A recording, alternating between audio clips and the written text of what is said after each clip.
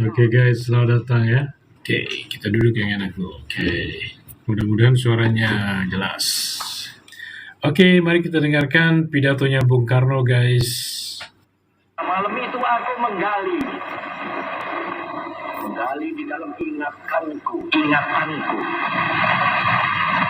menggali di dalam ciptaku, menggali di dalam hayalku. Apa yang terpendam di dalam bumi Indonesia ini, agar supaya sebagai hasil dari penggalian itu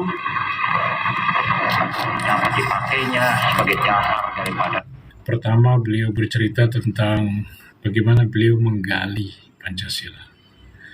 Beliau menggali di dalam ingatannya, menggali di dalam hayalnya, di dalam imajinasinya. Beliau menggali di dalam kreativitasnya, ciptanya Bung Karno, ya.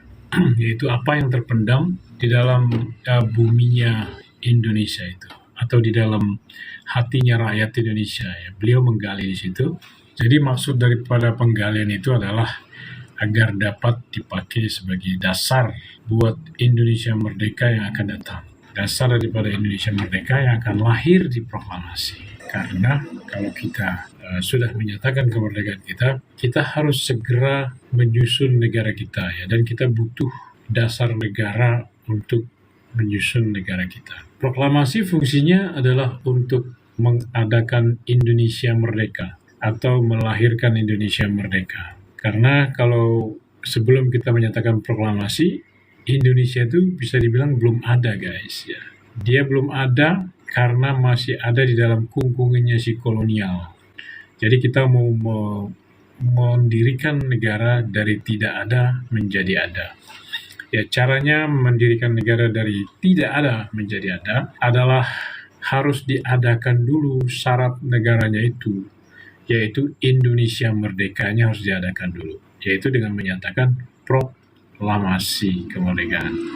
Tapi begitu kita sudah menyatakan kemerdekaan, kita harus sudah siap untuk mendirikan negara kita, dalam arti menyusun Undang-Undang Dasar 45, karena Undang Dasar 45 itu adalah blueprint daripada negara kita.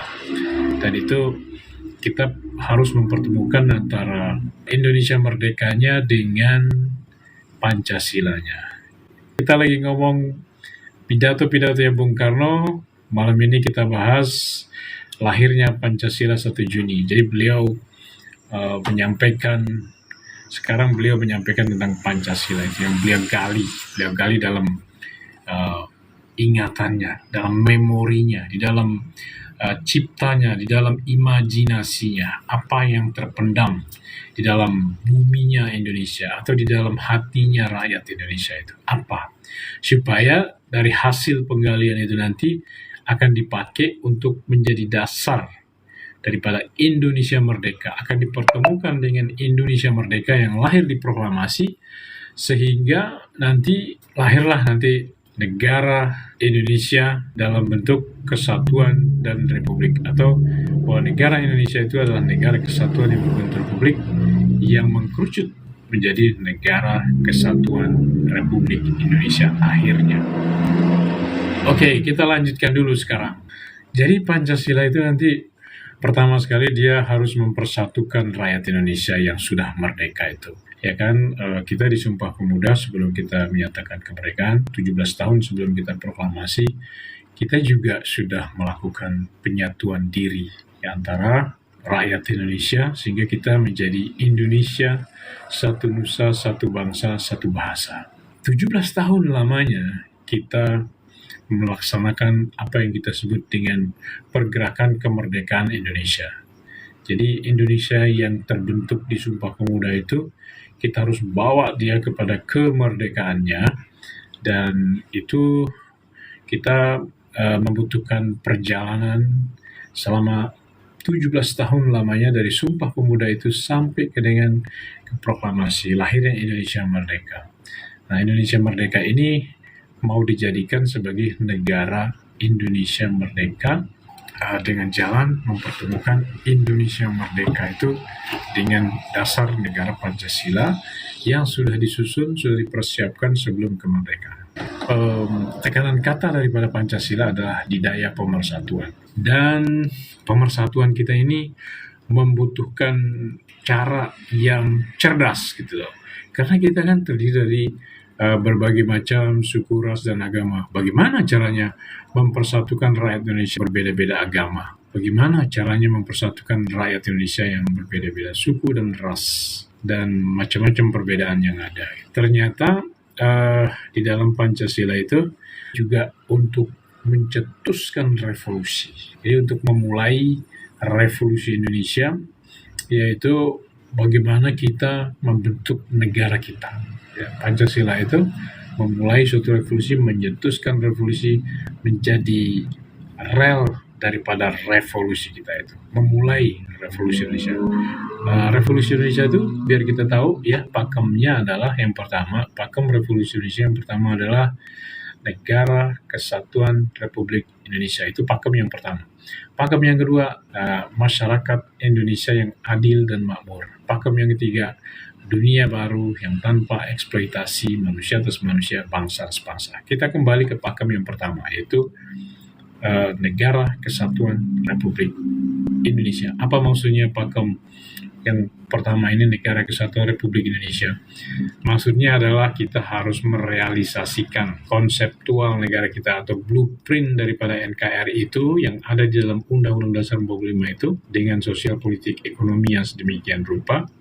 Itu harus direalisasikan, diwujudkan menjadi sebuah sistem gitu loh.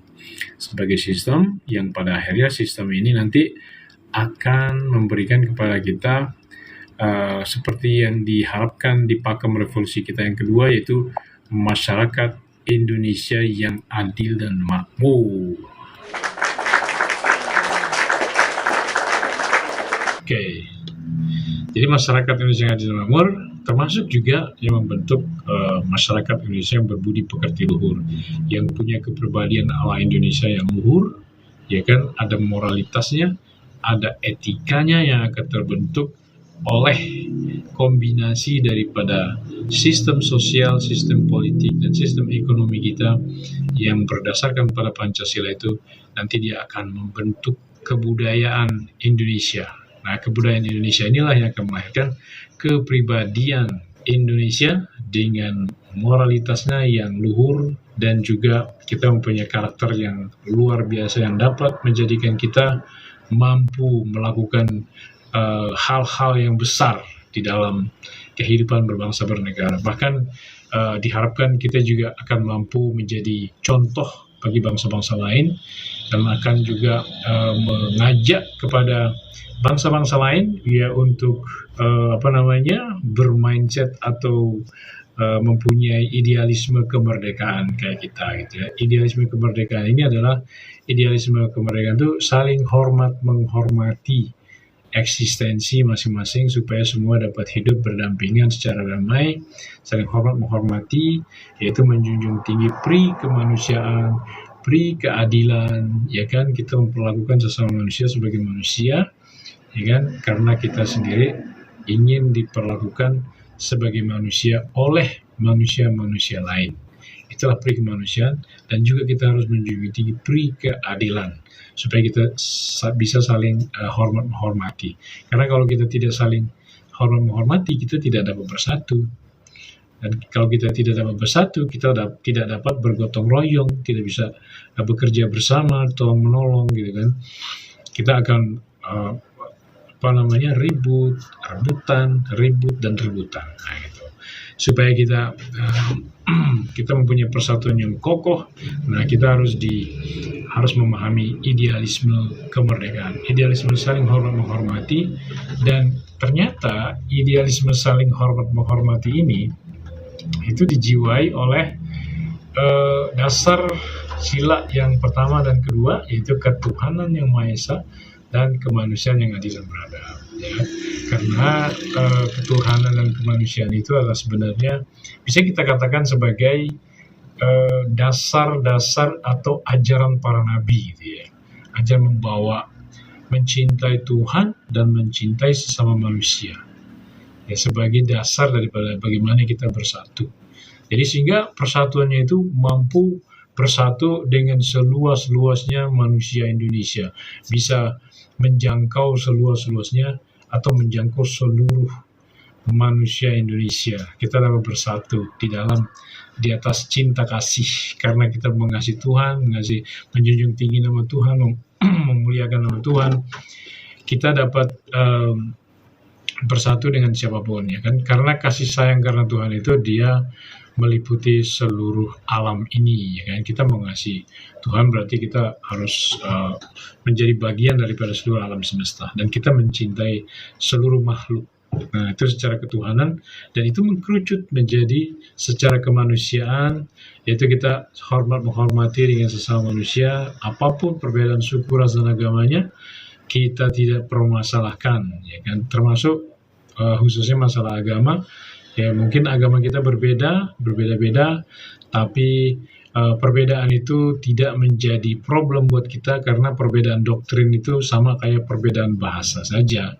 Yang jelas kita semua diciptakan oleh pencipta yang sama. Jadi kita semua diciptakan oleh pencipta yang itu juga. Ya, walaupun narasi kita tentang Tuhan, doktrin kita tentang Tuhan, bagaimana kita memahami tentang Tuhan itu bedanya seperti antara timur dan barat, langit dan bumi bedanya gitu ya, yang nggak nyambung sama sekali gitu, itu bukan masalah.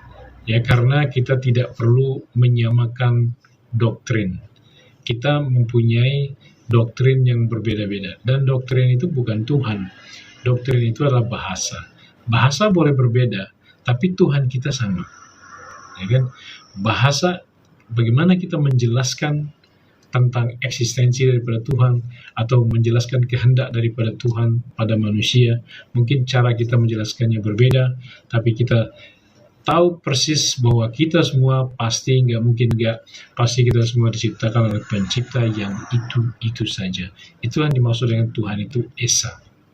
Ya, kita tidak mungkin diciptakan oleh Tuhan yang berbeda-beda, beraneka ragam, ya kan? Karena kalau Tuhan itu banyak, sebanyak itu yang menciptakan alam semesta ini, tentu saja Tuhan akan berperang, ya, rebutan wilayah dan kekuasaan gitu. Tapi kita tahu karena kita adalah orang-orang yang mengesakan Tuhan, yang melihat Tuhan itu maha kuasa, dia maha esa, dia maha menguasai alam semesta ini, dia bisa mengatur, memelihara alam semesta ini dengan seimbang, dengan damai, dengan agung. Ya, karena dia benar-benar maha kuasa, dan dia itu benar-benar esa. Esa ada kaitannya dengan maha kuasa. Maha esa ada maha kuasa. Maha kuasa atas semua. Maha kuasa atas semua, dan dia esa, berarti karena dia saja esa, maka dia kuasanya atas semua. Ada komen nih dari Pak Yanto, ya.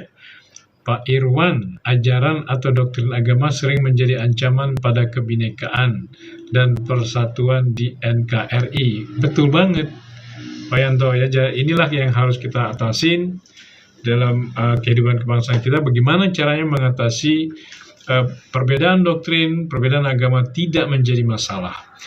Kalau kita, Pancasila memberikan kita cara untuk bersatu, khususnya sila 1 dan sila 2, yaitu ketuhanan yang Maha Esa. Ketuhanan yang Maha Esa, tentu saja kalau kita bicara ketuhanan, berarti kita bicara cinta kasih, kita bicara kebaikan, kebajikan, kita harus mengejar kebaikan, kebajikan, ya, karena Tuhan itu mengajarkan itu.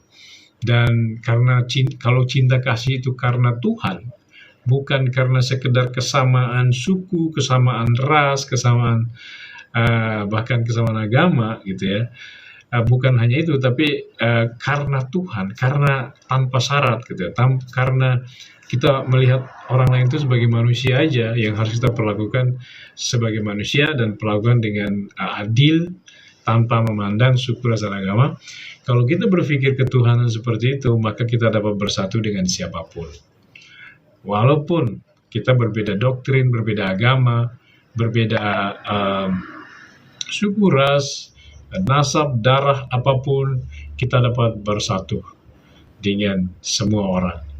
Ya kan? Karena kita harus berdamai dengan semua orang, dan kita harus bekerja bersama, saling melengkapi, gotong royong, saling bantu-membantu, tolong-menolong untuk mewujudkan cita-cita kita bersama. Ya kan, ketika kita memandang kelompok kita lebih tinggi dari yang lain, ya, secara nasional gitu, kita memandang lebih tinggi dari yang lain, maka nanti akan ada saling merendahkan atau saling menjelekkan, bahkan saling mengkafirkan, gitu kan, dan itu akan menyebabkan kita akan bermusuh-musuhan dan berpecah belah. Dan kita tahu bahwa yang namanya bermusuh-musuhan dan berpecah belah itu adalah kita tidak mengesahkan Tuhan namanya. Nah, apakah sikap fanatik beragama menjadi ciri kemunduran peradaban? Saya kira fanatik yang sifatnya itu yang masih melekat oleh pola-pola lama gitu kan. Dulu itu diberlakukan di dalam agama karena memang zamannya seperti itu. Ya, tapi kita harus mengerti, harus paham bahwa ada di dalam agama itu bagian-bagian yang harus dimoderasi, yang harus menyesuaikan diri dengan perkembangan kedewasaan manusia, kemampuan manusia untuk bersikap dewasa. Kalau dulu, kenapa kok manusia itu misalnya nggak boleh duduk makan satu meja sama orang beda agama? Mesti kan ada ajaran kayak gitu zaman dulu gitu ya. Tapi sebenarnya itu ajaran agama itu enggak seperti itu, karena Tuhan kan mengajarkan silaturahim gitu ya, atau hubungan cinta kasih sayang antara sesama manusia gitu. Nah, berarti ajaran aturan-aturan yang pemisahan manusia, pengkastaan dan lain-lain itu adalah ajaran atau aturan yang dapat berdinamis, yang dapat berkembang ke arah yang lebih sesuai dengan fitrah penciptaan kita, yaitu bahwa kita semua diciptakan punya kemerdekaan sejak kelahirannya, supaya kita saling hormat menghormati, bisa hidup dampingan bersama, saling hormat menghormati, dan kita juga diciptakan beraneka ragam, ya kan, karena Tuhan itu memang alam semesta ini dia sangat berkuasa dan mampu untuk mengatur seluruh alam ini dengan kekuasaan yang tiada taranya, ya kan, sehingga antara kemerdekaan dan perbedaan itu harus kita rangkul.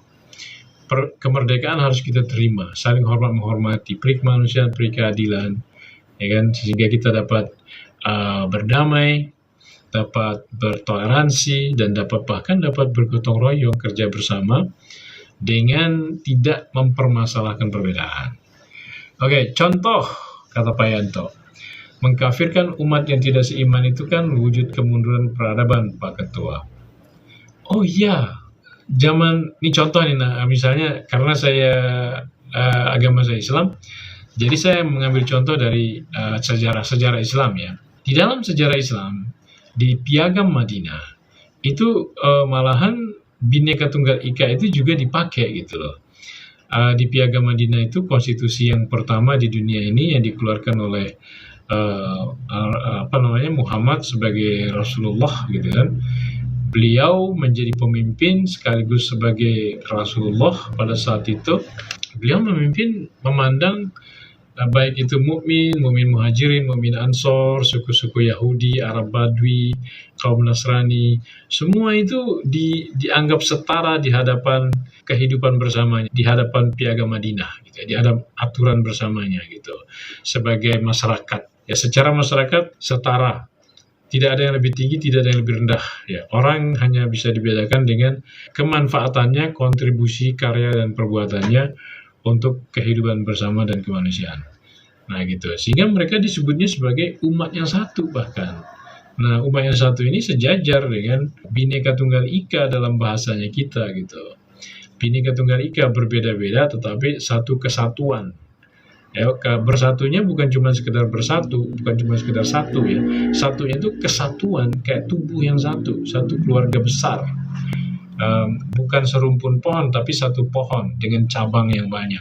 Nah, sampai seperti itu persatuan yang dicontohkan oleh di dalam Piagam Madinah itu, di dalam sejarahnya Islam. Artinya, Bhinneka Tunggal Ika yang kita alami saat ini, yang kita menjadi semboyan persatuan kita, yang menjadi daya pemersatuan di dalam Pancasila itu sebenarnya dicita-citakan gitu oleh utusan Tuhan di zaman dahulu. Karena memang Tuhan tidak mengajarkan kebencian, tidak mengajarkan saling memusuhi, berpecah belah gitu kan. Karena kita tahu pasti kalau kita musuh-musuhan, pecah belah, saling membenci, itu pasti akan menimbulkan konflik dan akhirnya menjurus kepada konflik yang saling meniadakan, dan itu akan membuat kita menjadi tidak aman hidupnya, akan kita ketakutan dan akan khawatir dan lain-lain. Kita tidak bisa merasa tentram, damai, dan tidak bisa sejahtera karena apa yang sudah dibangun kalau kita bermusuh-musuhan pasti akan dirusak tanpa mempedulikan kebersamaan. Nah, jadi sebenarnya di zamannya Rasulullah pun ada contoh Bhinneka Tunggal Ika itu. Cuman dia bubar setelah sekitar hampir 10 tahun, 9 tahun lebih. Ya, dia menjadi bubar karena ada penyebabnya gitu ya. Nah, artinya kalau dia misalnya suatu saat setelah bubar itu nanti manusia pikirnya sudah dewasa, sudah mampu bersatu di dalam keberagaman, sudah mampu saling toleransi, berpikirnya tinggi, peradabannya tinggi, ya kan, dia saling menghormati, berperi kemanusiaan, berperi keadilan, mengasihi karena Tuhannya itu tidak memandang suku, ras, dan agama lagi, tapi benar-benar karena peri kemanusiaan dan peri keadilan, jadi murni, kasih sayang yang murni, mengasihi sesama dengan cara yang murni, itu peri kemanusiaan dan peri keadilan, tidak memandang. Kita jawab yang selanjutnya, contoh mengkafirkan sudah tadi ya, kalau Islam kan justru wajib melindungi kaum minoritas yang dicontohkan Rasulullah. Iya, bahkan dianggap setara gitu lah. Nah, makanya kita kan Islam zaman sekarang kan turunan daripada Khilafah Utsmaniyah misalnya. Yang itu jelas berbeda dengan apa yang diterapkan dengan Piagam Madinah. Ya kan, karena Khilafah Utsmaniyah itu sama dengan Abbasiyah dan Umayyah. Itu dia menggunakan sistemnya sudah sistem kerajaan ya. Mungkin bisa kita katakan dia kembali ke pola seperti yang dilakukan sebelum Nabi Muhammad. Karena Nabi Muhammad sendiri sebenarnya tidak memimpin sebagai raja gitu. Beliau memimpin sebagai hamba katanya. Ada di sebuah hadis dikatakan beliau memimpin sebagai hamba sekaligus rasul. Memimpin sebagai rakyat. Jadi beliau tuh di Madinah itu memimpin sebagai salah satu dari rakyat yang dipilih menjadi pemimpin, ya kan? Karena beliau yang dipilih oleh masyarakat Madinah menjadi pemimpin mereka gitu. Dan akhirnya makanya beliau memimpin sebagai salah satu dari anggota masyarakat, tapi dia juga adalah seorang Rasulullah gitu. Nah, kombinasi kepemimpinan yang baik itu seperti itu, yaitu memimpin sebagai hamba sekaligus rasul, bukan sebagai raja sekaligus nabi. Ternyata di Madinah beliau sudah tidak memimpin sebagai raja lagi. Ya, seperti di Mekah mungkin beliau karena memulainya dengan sendirian ya, polanya mungkin kayak kerajaan, tapi karena beliau nyampur dengan komunitas-komunitas lain di Madinah itu, jadi sudah tidak ada lagi dia kayak satu kelompok aja gitu, satu golongan aja, tapi dia berbagai macam golongan. Nah, itu menyebabkan beliau merubah strategi kepemimpinannya, yaitu memimpin sebagai seorang hamba sekaligus rasul Tuhan. Di hamba artinya bukan raja, atau artinya salah satu dari anggota masyarakat yang menjadi pemimpin, tapi beliau juga adalah rasul. Nah, ini perbedaannya. Nah, sedangkan zaman Umayyah, Abbasiyah, dan Utsmaniyah itu kepemimpinan sudah kembali lagi ke pola ke sebelum zamannya Nabi Muhammad. Misalnya di eranya Nabi Daud, ya, dia seorang raja, Nabi Muhammad sudah menolak memimpin sebagai raja. Nah, ini rupanya pola itu lahir secara alamiah pada dirinya rakyat Indonesia. Ya, pertama lahir sebagai Indonesia merdeka yang tidak bisa dibagi-bagi, karena kita diajarin oleh sejarah kita untuk bersatunya itu benar-benar bersatu bulat mutlak, kan? Karena itu tadi kita dituntut oleh sejarah kita bahwa kalau kita mau merdeka maka kita harus bersatu, dan bersatunya itu kita harus bersatu di dalam keberagaman suku, ras, dan agama. dan lain-lain. Dan itu kita harus terima. Kalau nggak terima, kita nggak akan bisa bersatu dan kita nggak akan bisa merdeka. Dan akhirnya kita dapat melakukan itu dan kita lahir sebagai Indonesia merdeka yang tidak bisa dibagi-bagi. Oleh karena itu nanti negaranya juga negara yang nggak boleh dibagi-bagi. Kita nggak bisa menjadi negara serikat. Ya kan? Kita nggak bisa menjadi negara serikat, nggak bisa menjadi negara federal. Kita harus menjadi negara kesatuan. Karena kita lahir sebagai kesatuan. Masakan itu kan tergantung daripada bahan bakunya. Bahan bakunya apa? Misalnya singkong, maka makanannya yang dibuat adalah makanan yang terbuat dari singkong kan gitu ya. Jadi kalau kita lahir sebagai bangsa yang satu kesatuan, maka kita akan menjadi negara yang satu kesatuan juga. Ketika kita memikirkan rumus bagaimana kita harus menjadi negara, para pendiri bangsa kita merumuskan bahwa kalau kita membentuk negara kita, kalau kita mau mendirikan negara kita, maka negara kita itu adalah negara kesatuan yang berbentuk republik. Kesatuan, karena kita nggak bisa dibagi-bagi, republik berkedaulatan rakyat gitu ya. Karena ketika kita menyatakan kemerdekaan, disitulah kita secara otomatis kekuasaan atau kedaulatan itu pindah kepada tangannya rakyat Indonesia. Dari tangannya si kolonial, ketika kita menyatakan kemerdekaan, maka kekuasaan atau kedaulatan dari si kolonial itu berpindah kepada tangannya rakyat Indonesia. Sehingga kita menjadi rakyat Indonesia yang berdaulat sebagai satu kesatuan. Alur kejadian dan kelahiran kita itu seperti itu. Dan itu menjadi hikmat. Gitu. Itu menjadi hikmat, menjadi acuan, menjadi arah, menjadi pola bagaimana kita harus mendirikan dan menyusun, mengelola, membangun negara kita ke depannya. Dalam suatu revolusi, perjalanan revolusi, merealisasikan blueprint daripada negara yang kita bangun, yang kita susun. Dan itulah NKRI, pertemuan antara Indonesia merdeka yang tidak bisa dibagi-bagi tadi, dan yang mengandung kedaulatan rakyat tadi itu, dipertemukan dengan Pancasila, maka lahirlah Undang-Undang Dasar 1945 dengan segala macam pasal-pasalnya itu, yang ujungnya adalah kita harus menjadi negara kesatuan Republik Indonesia, harga mati. Ya, karena kita memang nggak bisa dirubah-rubah lagi tuh. Kita jadi seperti apa adanya kelahiran kita. Kita nggak mau nyontek bangsa lain. Kita nggak mau nyontek negara ala Timur Tengah misalnya. Kita nggak mau nyontek negara ala Cina misalnya gitu kan. Kita menjadi negara diri kita sendiri. Yaitu bangsa yang satu kesatuan dan di dalamnya terkandung kelahiran dari kedaulatan rakyat Indonesia sebagai satu kesatuan dari Sabang sampai Merauke. Nah, gitu. Itulah negara kita. Nah, ini bangsa kita harus paham dengan sejarah ini gitu loh. Supaya kita jadi diri kita sendiri, supaya kita tidak menjadi bangsa lain. Kita harus bangga menjadi diri kita sendiri, menjadi Indonesia, karena itu adalah ketentuan Tuhan atas diri kita. Kita dijadikan seperti itu oleh Tuhan, maka ketika kita membangun negara kita dengan pola kita sendiri, dengan jati diri kita sendiri, maka kita ya mengikuti kehendak Tuhan gitu loh. Makanya benar kalau dikatakan bahwa proklamasi kita, pernyataan kemerdekaan kita itu adalah atas berkat rahmat Tuhan yang Maha Kuasa. Dan karena kita juga mempunyai dorongan keinginan luhur, jadi pertemuan antara berkat rahmat Tuhan dengan keinginan luhur kita dari bottom up, top down-nya adalah rahmat Tuhan. Mungkin karena itu adalah buah daripada janji Tuhan kalau buat orang-orang yang merubah keadaannya kan gitu kan. Tuhan tidak akan merubah satu kaum kalau mereka tidak merubah dirinya sendiri.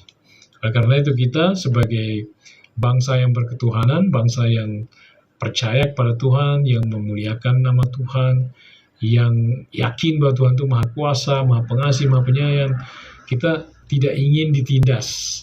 Kita tidak ingin menderita terus-menerus berkepanjangan ratusan tahun. Sebagai wujud daripada keimanan kita kepada Tuhan, makanya kita menegakkan kebenaran, menegakkan keadilan, melepaskan diri kita daripada penderitaan. Penderitaan yang kita alami panjang, makanya revolusi kita atau perjuangan pergerakan kemerdekaan Indonesia kita, revolusi kita merealisasikan blueprint NKRI yang sudah tersusun itu sebenarnya revolusi amanat penderitaan rakyat Indonesia. Itu amanat gitu, amanat penderitaan daripada orang tua kita zaman dulu yang mengalami masa penjajahan. Mereka menderita, miskin, bodoh, terbelakang, dan seterusnya. Mereka menderita dan mereka menitipkan amanat supaya kepada penerus mereka itu melaksanakan suatu perjuangan yang mengarahkan mereka kepada kemerdekaannya, dan kemerdekaannya itu menjadi negaranya, dan negaranya, susunan negara kemerdekaannya itu direalisasikan menjadi kehidupan berbangsa bernegara yang merdeka dalam segala hal, sosial, politik, ekonomi, budaya, berdaulat secara politik, ekonomi, dan budaya. Nah itu. Tapi terkait dengan tadi Pak Yanto, perbedaan-perbedaan itu, memang kita harus berangkat dari bahwa kita ini masyarakat Bhinneka Tunggal Ika gitu. Kita harus akuin dulu kita sebagai masyarakat Bhinneka Tunggal Ika. Kita harus membangun Bhinneka Tunggal Ika itu di dalam perasaan kita, dalam pikiran, perasaan, dan spiritualitas kita, supaya jiwa Bhinneka Tunggal Ika itu, jiwa Pancasila kita itu benar-benar meresap sebagai starting point gitu ya, sebagai titik berangkat. Jadi persatuan Indonesia itu adalah persatuan yang berbhinneka tunggal ika, yang didasari oleh ketuhanan dan kemanusiaan, ya kan, cinta kasih kita kepada Tuhan dan cinta kasih kita kepada manusia. Kita tidak bisa memisahkan antara cinta kita kepada Tuhan dengan cinta kita kepada manusia, karena ada dikatakan oleh Bung Karno, orang tidak dapat dikatakan mengabdi kepada Tuhan kalau dia tidak mengabdi kepada sesamanya manusia. Tidak mengabdi pada sesamanya manusia, kita tidak bisa dikatakan mengabdi kepada Tuhan. Jadi antara mengabdi kepada Tuhan dan mengabdi kepada sesama manusia itu adalah satu paket. Kita menjunjung tinggi nama Tuhan, menyembah Tuhan, mengabdi kepada Tuhan dengan jalan kita saling melayani sesama manusia, saling memperlakukan dengan adil, beradab, ya, manusiawi, selalu bersatu, selalu saling hormat menghormati, tidak memandang dirinya lebih baik, lebih benar, lebih apa dari yang lain. Dalam konteks kita berbangsa bernegara, kita adalah setara semua golongan, ya kan. Kita harus memandang bahwa kita harus bermanfaat aja buat kehidupan bersama kita gitu. Seperti kata Gus Dur kan, kalau kamu bermanfaat, kalau kamu sangat bermanfaat, orang tidak akan bertanya apa agamamu.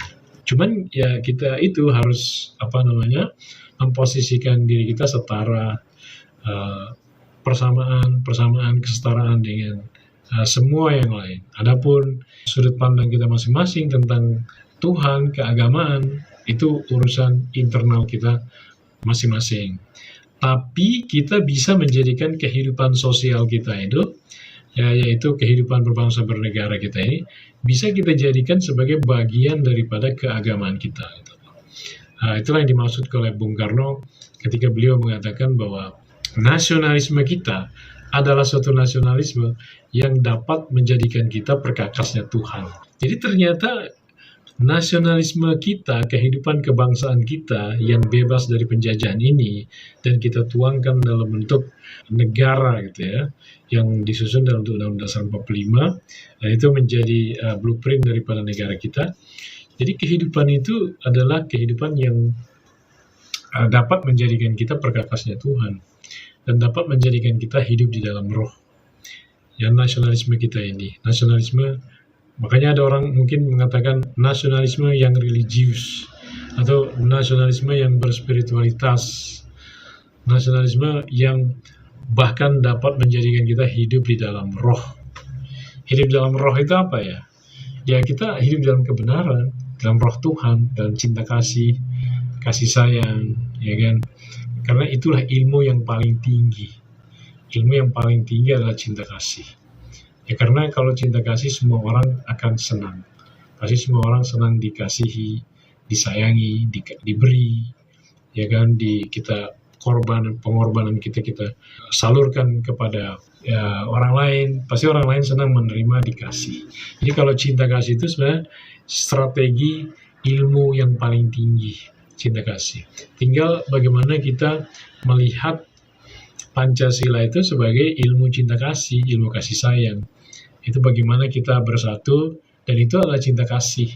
Dan memang iya gitu kan.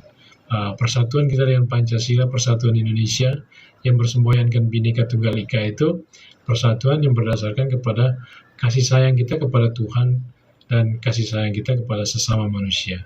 Hablum minallah, hablum minan nas. Mengasihi Tuhan dengan segenap akal budi, sepenuh hati dan segenap akal budi, dan mengasihi sesama manusia seperti kita mencintai diri kita sendiri. Wow, keren banget kalau kita bisa terwujudkan begitu ya. Ya, itulah yang kita harus sama-sama bangsa Indonesia bergotong royong. Kita harus mendukung nation character building, ya kan, yang diamanatkan oleh para pendiri bangsa kita, Bung Karno, Bung Hatta, dan para pendiri bangsa kita yang progresif, revolusioner, dan visioner, supaya kita mewujudkan kita ini sebagai masyarakat Bhinneka Tunggal Ika. Kita merasa satu kesatuan, satu tubuh, ibaratkan satu kesatuan wilayah. Bung Karno pernah mengatakan, dari Sabang sampai Merauke, ya kan, bukan hanya kata-kata ilmu bumi, tapi dari Sabang sampai Merauke adalah satu kesatuan kebangsaan, ya kan? Satu kesatuan kenegaraan, satu kesatuan ideologi, satu kesatuan tekad, satu kesatuan cita-cita sosial yang hidup laksana api unggun, like a burning fire. Nah, artinya kita benar-benar harus merasa satu gitu. Nggak boleh dibagi-bagi, nggak boleh dipisah-pisah. Walaupun kita beraneka ragam, tapi secara beradab kita dapat merasa sebagai satu keluarga besar yang mana kita nggak merasa ada masalah dengan perbedaan apapun ya agama kita gitu ya. Asalkan kita jangan saling menginvasi agama aja gitu. Ya mudah-mudahan terjawab ya pertanyaannya Pak Yanto, karena saya hanya ingin ikutan berjuang, rasa bertanggung jawab untuk bangsa dan negara, untuk generasi yang akan datang. Saya punya anak, saya punya cucu. Saya mengharapkan mereka semua hidup di dalam kedamaian dan kesejahteraan yang mampu, yang dapat kita ciptakan bersama-sama secara bergotong royong di dalam kita mencari perkenanan dan keridhaan Tuhan. Dan ada yang menarik, Pak Yanto ya, Bu Ika ya, ada yang menarik di IKN sekarang itu, ada yang namanya Sumbu Kebangsaan IKN. Sumbu Kebangsaan IKN. Itu sebuah sumbu dari titik nol sampai dengan Istana Garuda, itu dalam satu garis lurus. Dia terdiri dari Plaza Bhinneka Tunggal Ika yang ada titik nolnya, kemudian ada pilar-pilar yang merepresentasikan setiap daerah. Di situ ada mungkin 34 tiang, mungkin nanti akan menjadi 38. Di situ Pak Jokowi pernah menyatukan tanah dan air, dimasukin ke gentong terus ditanam di titik itu, mengingatkan kita kembali kepada Sumpah Pemuda, yang artinya bahwa IKN itu tanggung jawab kita semua, milik kita semua, dan tanggung jawab kita semua, dan untuk kita semua. Oleh karena itu kita semua harus memastikan diri kita untuk merasa diri kita itu tubuh yang satu keluarga besar, cita-cita yang sama, keinginan yang sama, ya ingin agar IKN itu menjadi sentra segala-galanya buat bangsa Indonesia, sentra ekonomi baru yang akan memberikan bukan hanya sekedar ekonomi tapi juga kepribadian, budaya, kebudayaan, ya kan, contoh. Kemudian ada Taman Kusuma Bangsa, di situ ada Bung Karno, ada Bung Hatta dengan sayap, patung sayap yang besar gitu ya, masing-masing. Ada Bung Hatta, Bung Karno di kedua sayap tersebut. Terus ada Bukit Bendera. Dia itu melambangkan ya kita, ya Indonesia ini ya merah putih. Ketika kita di Sumpah Pemuda juga, kita Sumpah Pemuda satu nusa, satu bahasa. Kemudian kita semua di situ diperkenalkan bendera merah putih untuk sebagai identitas bersama kita. Yang sebenarnya sudah ada sejarahnya di zaman Majapahit. Nah, di situ juga ada api abadi itu di antara Bung Karno dan Bung Hatta, di antara dua sayap itu ada api abadi. Bisa kita katakan bahwa api abadi itu api kemerdekaan yang menyala-nyala di dalam hati kita, ya, yang punya semangat berjuang mati-matian penuh dengan idealisme, semangat persatuan yang bulat mutlak, yang tidak mengecualikan suatu golongan dan lapisan, semangat membentuk dan membangun negara kita dari ketiadaan, dari tidak ada menjadi ada. Kita pernah tidak ada karena kita ada di dalam kolonialisme, yang ada adalah si kolonial, kita nggak ada. Tapi ketika kita menyatakan kemerdekaan kita, proklamasi 17 Agustus 1945, kita menjadi ada. Menjadi ada atau syarat negaranya menjadi nyata, menjadi ada, menjadi de facto gitu ya. Sehingga kita yang menjadi ada itu, yaitu Indonesia merdeka itu, itulah yang kemudian dipertemukan dengan dasar negara kita Pancasila, sehingga membentuk Garuda Pancasila. Ya, kita yang lahir sebagai Garuda Emas Proklamasi atau Indonesia Merdeka, Garuda Emas Proklamasi, dikasih perisai Pancasila di dadanya sebagai jiwa untuk dia menghadapi tantangan zaman, supaya dia mampu menghadapi tantangan zaman dengan perisainya tersebut, dengan prinsip-prinsip yang harus ditanam dalam pikiran, perasaan, dan spiritualitas kita sebagai bangsa Indonesia. Itulah akhirnya tersusun menjadi Undang-Undang Dasar 1945, yaitu Garuda Pancasila itu sendiri simbolikanya. Walaupun Garuda Pancasila ini baru ditongolin di era tahun 50, akhir-akhir tahun 50 itu. Ya, yang tujuannya sebenarnya untuk mengingatkan kita sih bahwa kita itu negara kesatuan, loh, kita bukan negara serikat, kita negara kesatuan.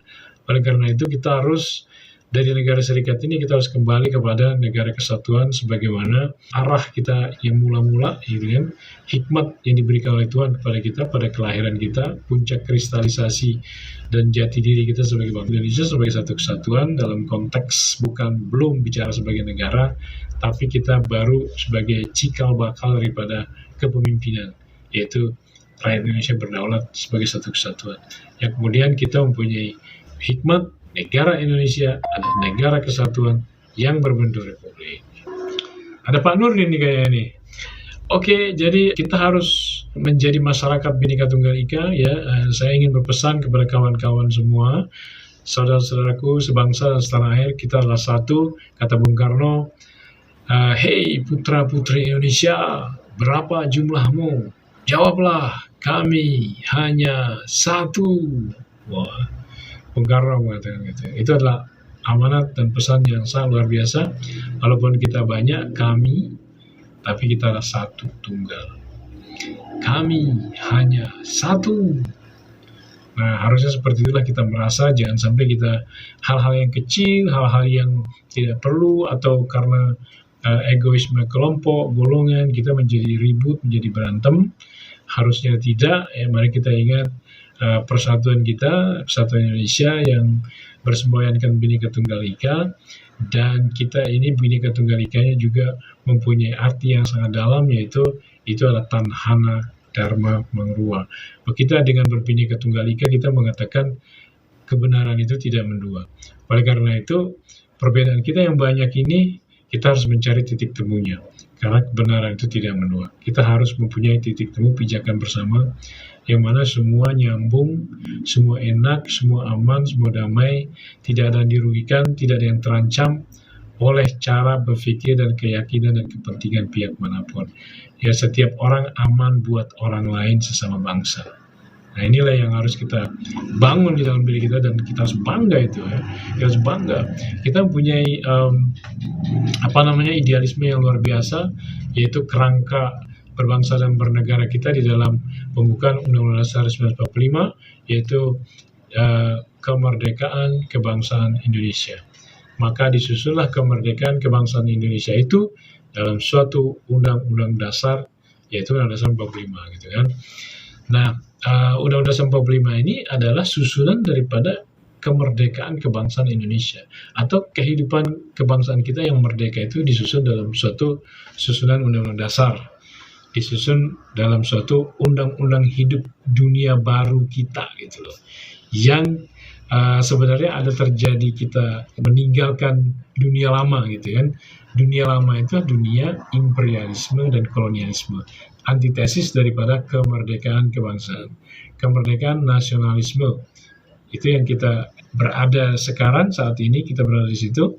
Di dalam kerangka itu kita mendirikan negara kita, Negara Kesatuan Republik Indonesia, kesatuannya berbineka tunggal ika, Republik yang berkedaulatan rakyat, dan kita meninggalkan dunia lama yaitu imperialisme kolonialisme, kerangka atau cara bernegara pola yang sudah usang, sudah lama, karena di situ mengandung pemisahan manusia, mengandung feodalisme, mengandung bangsa-bangsa antar bangsa.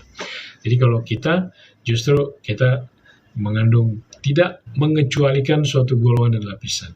Artinya kita mengesahkan Tuhan itu sudah tingkat tinggi. Karena kita sudah bersatu dengan semua manusia.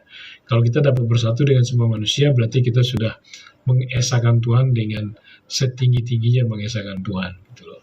Karena kalau Tuhan itu esa, maka manusia harus satu. Ya.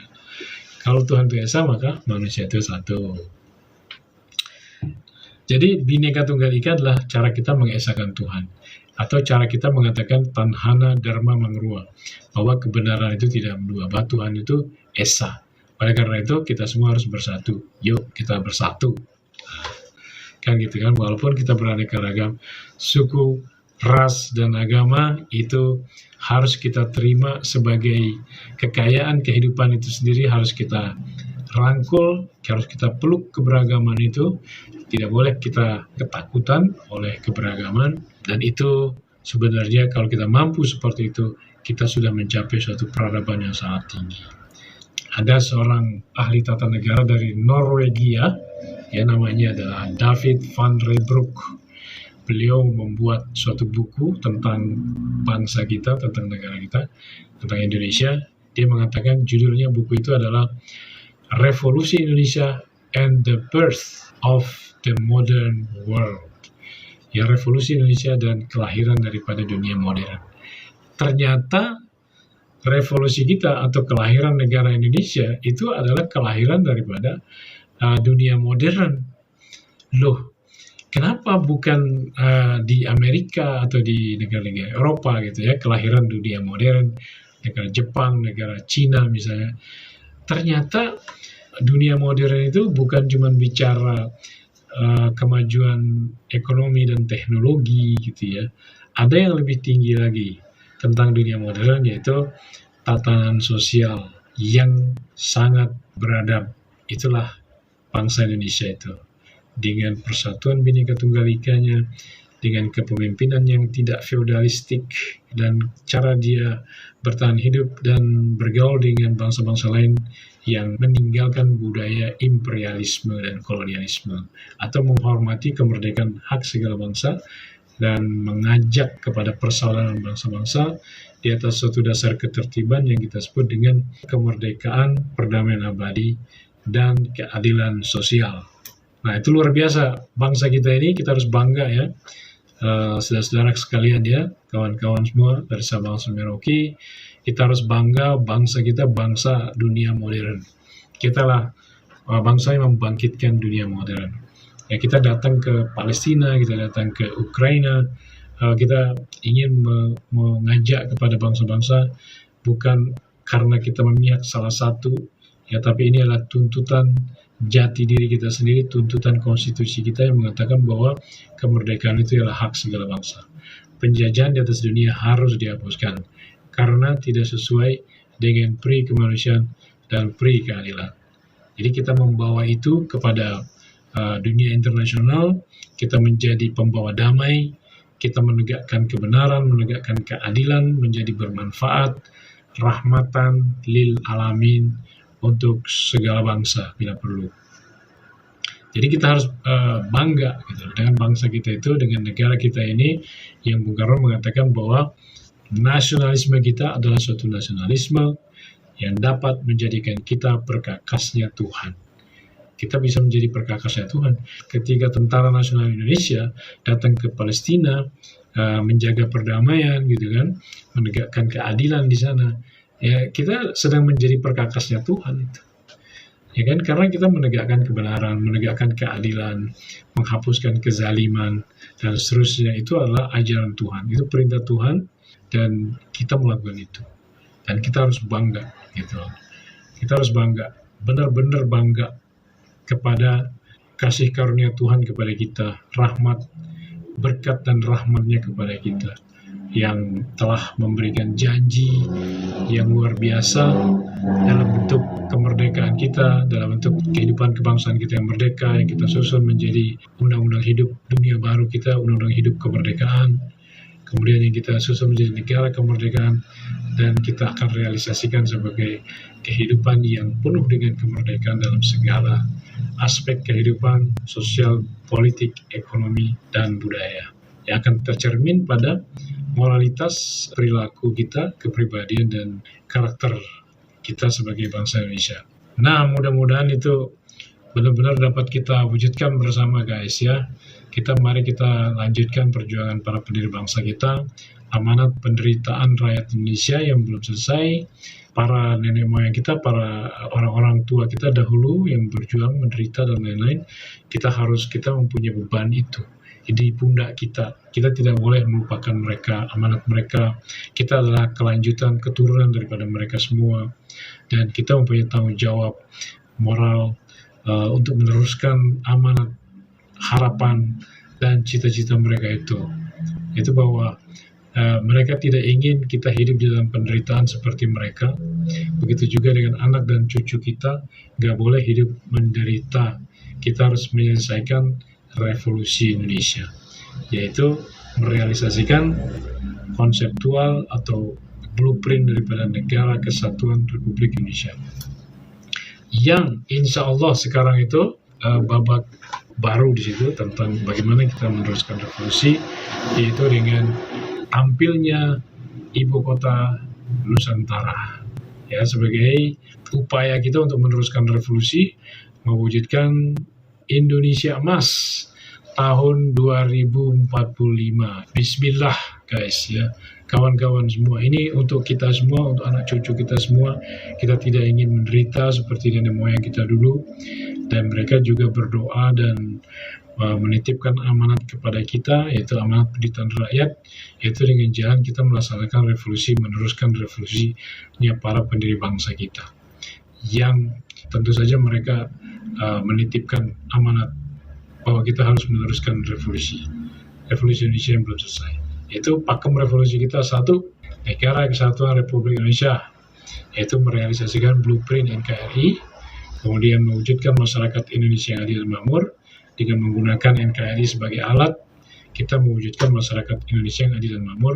Jadi kalau kita mau adil dan makmur, kita harus wujudkan konseptual daripada negara kita itu yang ada di Undang-Undang Dasar 45 itu, atau blueprint itu harus kita realisasikan seperti kita membangun rumah, ya, yang ada blueprintnya, kita bangun, kita realisasikan, kita wujudkan. Karena itu menjadi sistem yang akan bergerak sedemikian rupa dan akan mendatangkan kemakmuran, kesejahteraan, kedamaian, dan kesejahteraan buat kita semua. Nah, itu sistem. Kita nggak bisa mengandalkan kekuatan hanya presiden misalnya, atau dengan menteri-menterinya mereka mendatangkan cita-cita kita. Tidak cukup begitu. Kita harus mengandalkan sistem negara kita. Jadi jangan kita khawatir apa yang akan kita makan, apa yang kita minum, apa yang kita pakai, dan lain-lain, karena kalau menurut agama itu ditanyakan oleh orang-orang yang tidak percaya kepada Tuhan. Tapi carilah dulu sistemmu, carilah dulu satu sistem sosial yang dijiwai oleh semangat ketuhanan, semangat keadilan, ya, cinta kasih, dan lain-lain. Dan itu sudah tertuang dalam Pancasila, dan itu menjadi Undang-Undang 45 dan menjadi NKRI, dan tinggal kita realisasikan sehingga NKRI menjadi rumah kasih sayang, rumah kemerdekaan. Kalau bahasa Islamnya itu, ya, karena saya kebetulan agama Islam, guys, Baitul Atiq, rumah kita ini, rumah NKRI ini, rumah cinta kasih ini adalah Baitul Atiq. Baitul Atiq artinya rumah kemerdekaan. Memang rumah kemerdekaan kalau kita pergi haji, ada Baitullah, Ka'bah, itu disebut rumah kemerdekaan. Nah, itu kalau kita berjalan dengan dasar Pancasila Bhinneka Tunggal Ika, rumah kemerdekaan. Oke, mudah-mudahan ada manfaatnya ya. Pak Yanto, terima kasih sudah hadir dan terima kasih likes-nya gitu. Dan kawan-kawan semua, kalau ada salah kata, mohon dimaafkan. Terima kasih atas kehadirannya dan salam nasional merdeka.